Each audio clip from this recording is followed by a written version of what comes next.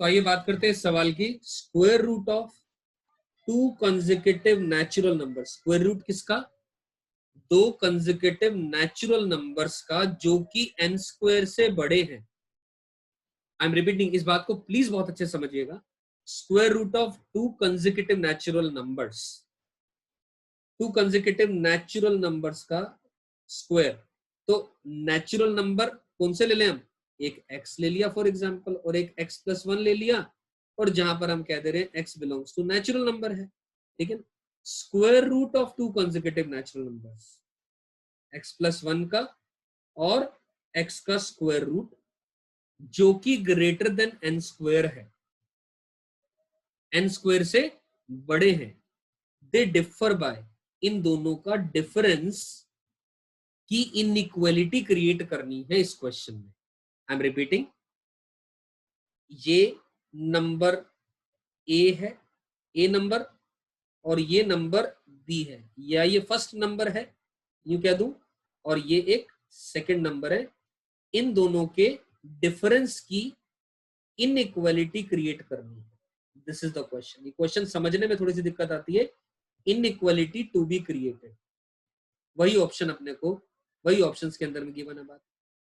I am repeating, इन दोनों numbers के जो डिफरेंस है उसकी इनइक्वालिटी क्रिएट करनी है। बट लेकिन खास बात क्या दी गई है?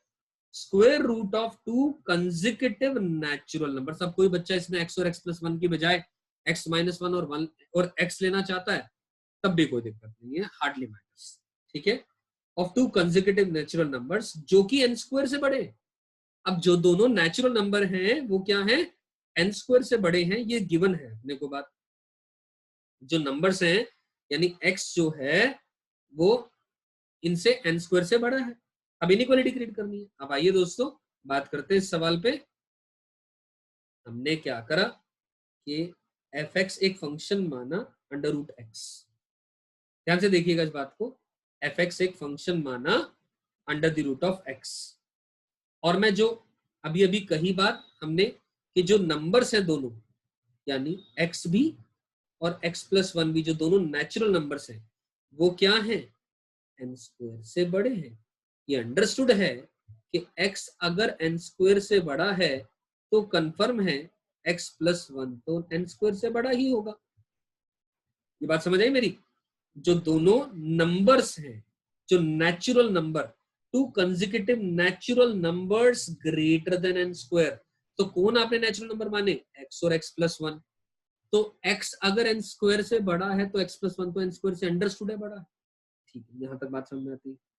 तो पहले बात तो अपने पास गिवन आ गई जो मैंने पहले लिखी, और ये बात ये गिवन आ गई अपने पास, ठीक है। हमने क्या करा? हमने एक फंक्शन माना fx को अंडर रूट एक्स माना, क्योंकि आई एम इंटरेस्टेड इन, कैसे थॉट आया ये? I am interested in the difference of, किसके डिफरेंस में इंटरेस्ट है मेरा? मैं लिख रहा हूं दोबारा ये बात, difference of under the root of x plus 1 and under the root of x, ठीक है। इन दोनों के डिफरेंस के बारे में इंटरेस्ट है मेरा, तो ठीक है। तो मैंने क्या करा, इसके ऊपर मैं अब इसको देख करके कुछ समझ में आ रही होगी बात।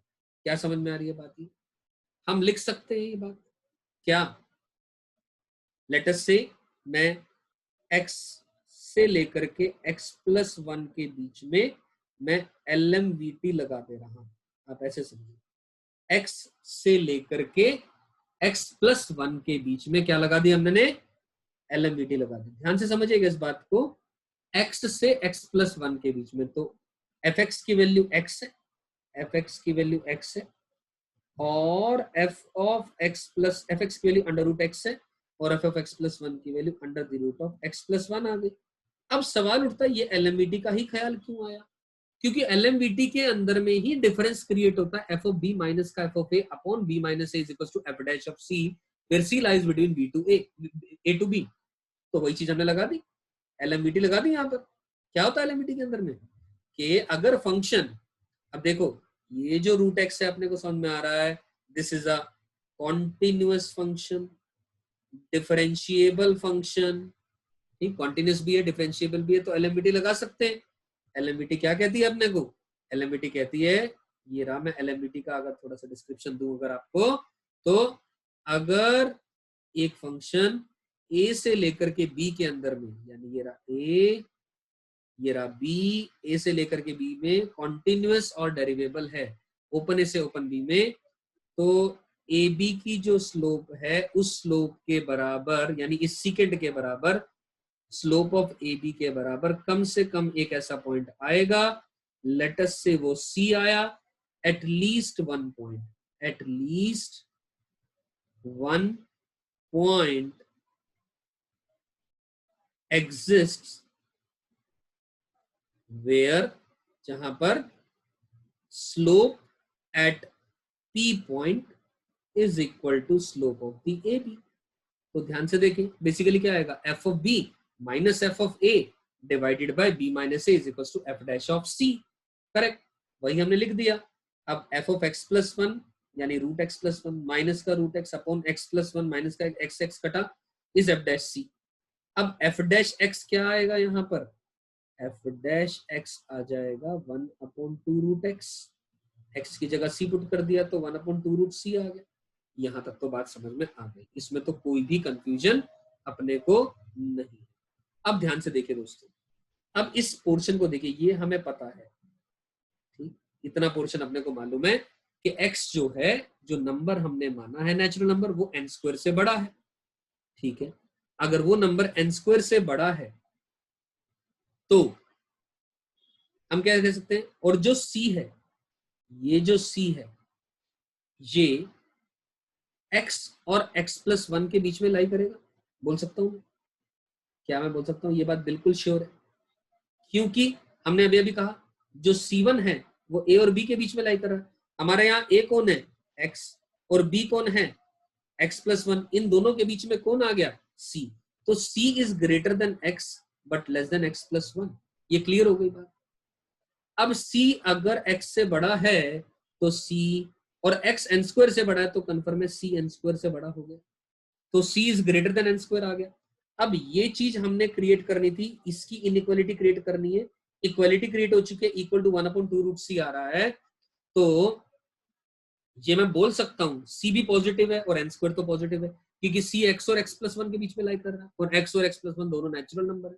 अब दो नेचुरल नंबर के बीच में कंफर्म में पॉजिटिव नंबर ही लाई करेगा, तो 1 upon n square is greater than 1 upon c, ऐसा बोला जा सकता है। और रूट लेना है तो 1 upon 2 root c will be less than, positive positive है, दोनों तरफ अंडर रूट ले लूंगा तो इनइक्वालिटी के साइन में कोई चेंज यहां पर नहीं आएगा, तो 1 upon 2 root c is less than 1 upon 2 root c is less than n है, ये तो कंफर्म हो गया।